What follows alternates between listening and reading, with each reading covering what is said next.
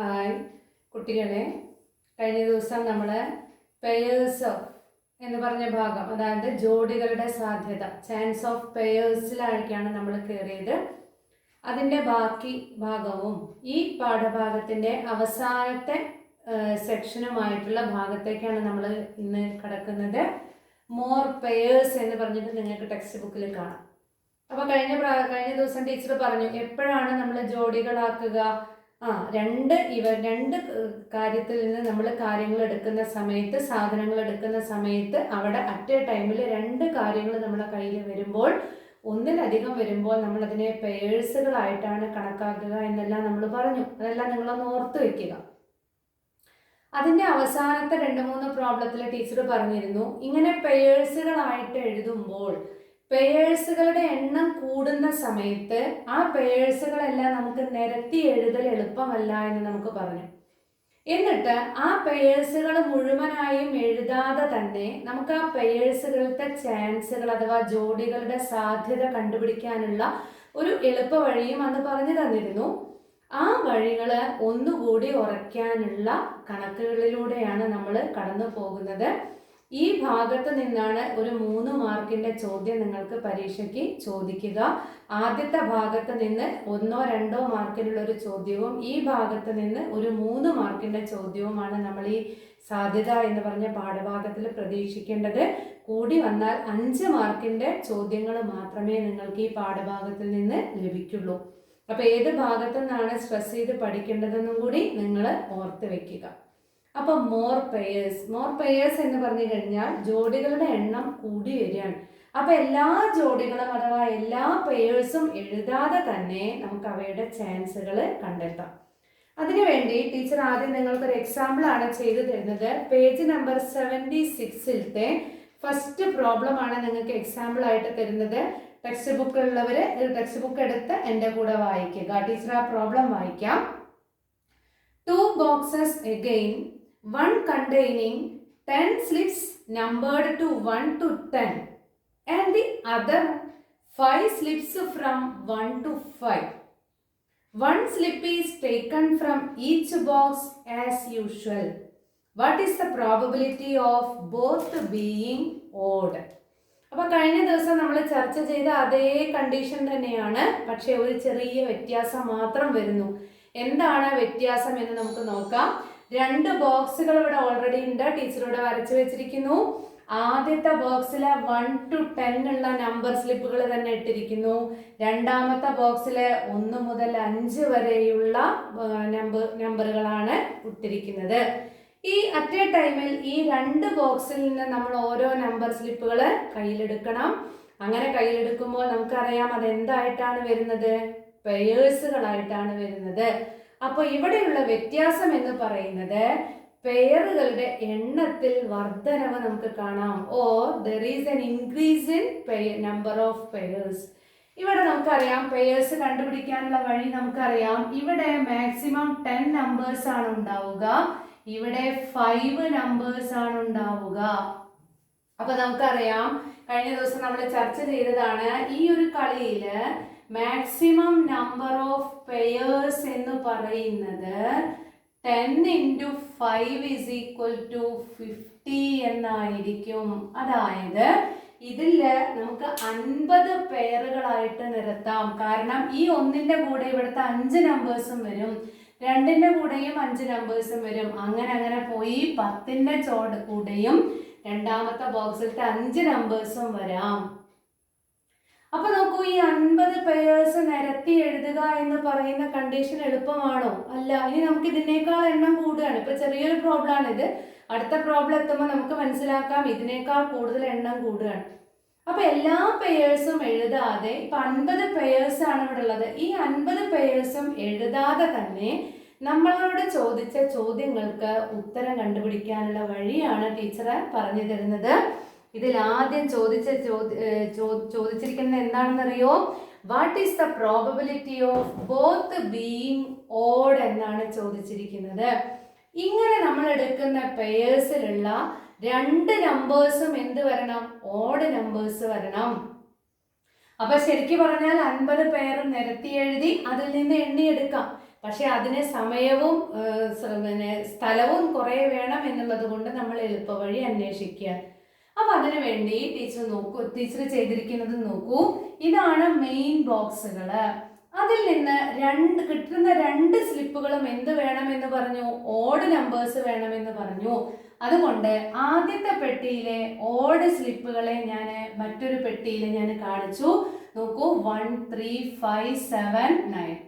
എത്ര നമ്പേഴ്സ് ഉണ്ട് അവിടെ? എത്ര ഓഡ് നമ്പേഴ്സ് ഉണ്ട്? നോക്കൂ, 5 ഓഡ് നമ്പേഴ്സ് ഉണ്ട്. അതുപോലെ രണ്ടാമത്തെ പെട്ടിയിലെ ഓഡ് നമ്പേഴ്സ് ഏതൊക്കെയാണ്? 1 മുതൽ 5 വരെയാണ്.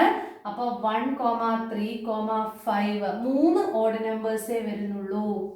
അപ്പോൾ നോക്കൂ, ഈ പെട്ടിയിലെ 5 ഓഡ് നമ്പേഴ്സിന്റെ കൂടെയും ഈ പെട്ടിയിലെ 3 ഓഡ് നമ്പേഴ്സും കയറി വരും. അപ്പോൾ എത്ര പെയേഴ്സ് ആയിരിക്കും ഈ 2 എണ്ണം വെച്ചിട്ട് നമുക്ക് ഉണ്ടാക്കാൻ പറ്റുക? പറയൂ. ഇവിടെ 10 നമ്പറും ഇവിടെ 5 നമ്പറും ആയപ്പോ പെയേഴ്സിന്റെ എണ്ണം 10 × 5 ആണെങ്കിൽ ഈ 2 കേസുകളിൽ വരുന്ന പെയേഴ്സുകളുടെ എണ്ണം എന്ന് പറയുന്നത് 5 × 3 ആയിരിക്കും. 5 × 3 = 15. അപ്പൊ നമുക്ക് എഴുതാം, നമ്പർ ഓഫ് പെയേഴ്സ്, ആകെ പെയേഴ്സ് 50 ആണ്.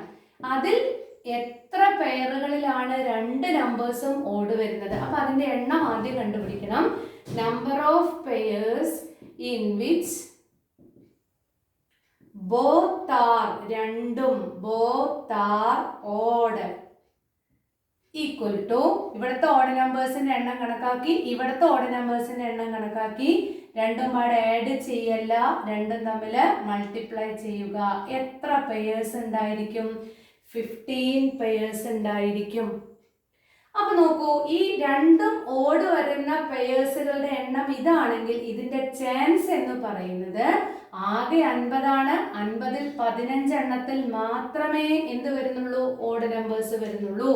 Therefore, the chance or the probability of getting both are odd numbers equal to, ആകെ 50 പേരുണ്ട്. അതിൽ എത്ര പെയേഴ്സിലാണ്? 15 പെയേഴ്സിലാണ് ഓഡ് നമ്പേഴ്സ് വരുന്നത്. അപ്പോൾ ഇതാണ് ഇതിന്റെ ചാൻസ്. ഇതിന് നമുക്ക് 5 കൊണ്ട് ചെറുതാക്കി കഴിഞ്ഞാൽ 3/10 എന്ന് കിട്ടും. 15നെ 5 കൊണ്ട് ഡിവൈഡ് ചെയ്താൽ 3, 50യെയും 5 കൊണ്ട് ഡിവൈഡ് ചെയ്താൽ 10 എന്ന് കിട്ടും. ഇനി നമുക്കതിനെ ചെറുതാക്കി എഴുതാൻ സാധിക്കില്ല.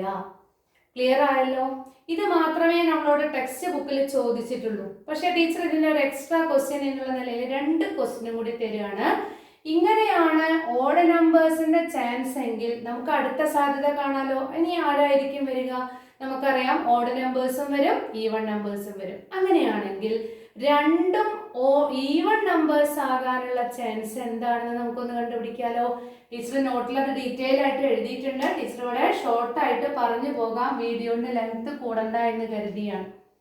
നോക്കൂ, ഇതിനകത്തുള്ള ഓഡ് നമ്പേഴ്സിനെ ടീച്ചർ അടുത്തൊരു ബോക്സിലേക്ക് എഴുതി. 2, 4, 6, 8, 10. എത്ര നമ്പേഴ്സ് ഉണ്ട് ഇവിടെ? ഇവിടെയും 5 ഈവൺ നമ്പേഴ്സ് ഉണ്ട്.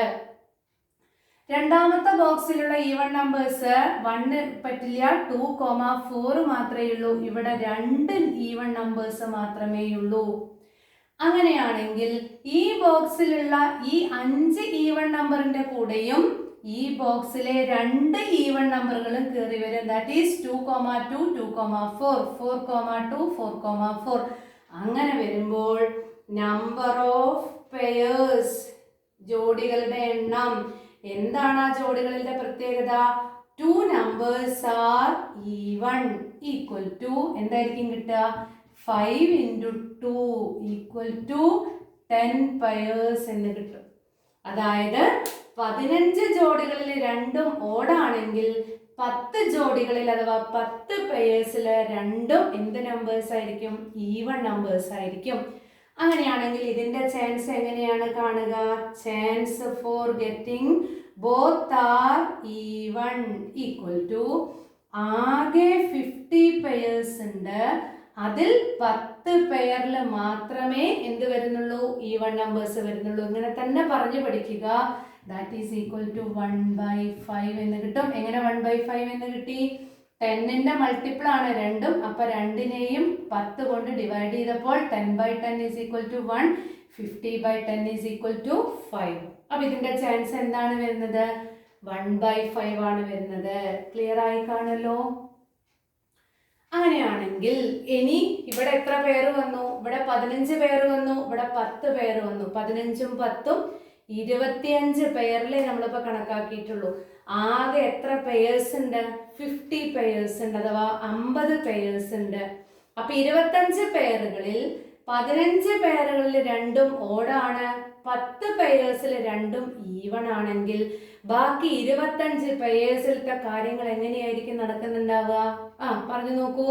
ഒരു നമ്പർ ഓടും, ഒരു നമ്പർ ഈവണുമായിരിക്കും. ഓടും ഈവണും മിക്സ് ചെയ്ത് വരുന്ന പെയേഴ്സ് ആയിരിക്കും ബാക്കി 25 എണ്ണത്തിലും.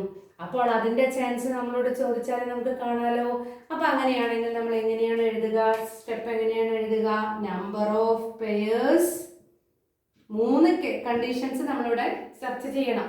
Number of pairs in which the 2 numbers 1 even and 1 odd, ഒരു ഈവണും ഒരു ഓടും, അല്ലെങ്കിൽ ഒരു ഓടും ഒരു ഈവണും രണ്ടും മിക്സ് ചെയ്ത് വരുന്നത് ഈക്വൽ ടു, എങ്ങനെയാ പെയേഴ്സിന്റെ എണ്ണം കണ്ടുപിടിക്കുക? ടോട്ടൽ 50 ഉണ്ട്. നമ്മൾ പെയേഴ്സ് എഴുതുന്നില്ല, ഇങ്ങനെ എഴുതലും എളുപ്പമല്ല. ടോട്ടൽ 50 പെയേഴ്സ് ഉണ്ട്. അതിൽ 15 എണ്ണത്തിൽ ഓട് മാത്രവും 10 എണ്ണത്തിൽ ഈവൺ മാത്രവുമാണ്. അപ്പൊ 50 മൈനസ് 25 ഈക്വൽ ടു 25 പെയേഴ്സിൽ ഒരു ഓടും ഒരു ഈവണും വരും. അപ്പൊ അതിന്റെ ചാൻസ് എത്രയാണ് വരിക? ആകെ 50 പേര്, 50ൽ 25 ആയിരിക്കും ഒരു ഓടും ഒരു ഈവണും എന്ന് പറഞ്ഞതിന്റെ ചാൻസ് വരുന്നത്. ക്ലിയർ ആയല്ലോ? ഇനി നമുക്ക് ഇതിന്റെ ടോട്ടൽ പ്രോബബിലിറ്റി ഒന്ന് കണ്ടു നോക്കാം. ആദ്യത്തതിന്റെ പ്രോബബിലിറ്റി 15/10 പ്ലസ് 15/50 ആണ്. എഴുതി തെറ്റി. 15/50 പ്ലസ് 10/50 പ്ലസ് ലാസ്റ്റിൽ കിട്ടിയ ചാൻസ് എന്താണ്? 25/50. ഇതെല്ലാം കൂടി ഒന്ന് ആഡ് ചെയ്ത് നോക്കൂ. ഡിനോമിനേറ്ററിൽ 50 തന്നെ വരുന്നു. 15ഉം 10ഉം 25ഉം 5ഉം 50. 50/50 ഈസ് ഈക്വൽ ടു 1. അപ്പൊ നമ്മുടെ മാക്സിമം പ്രോബബിലിറ്റി എത്രയാണ്?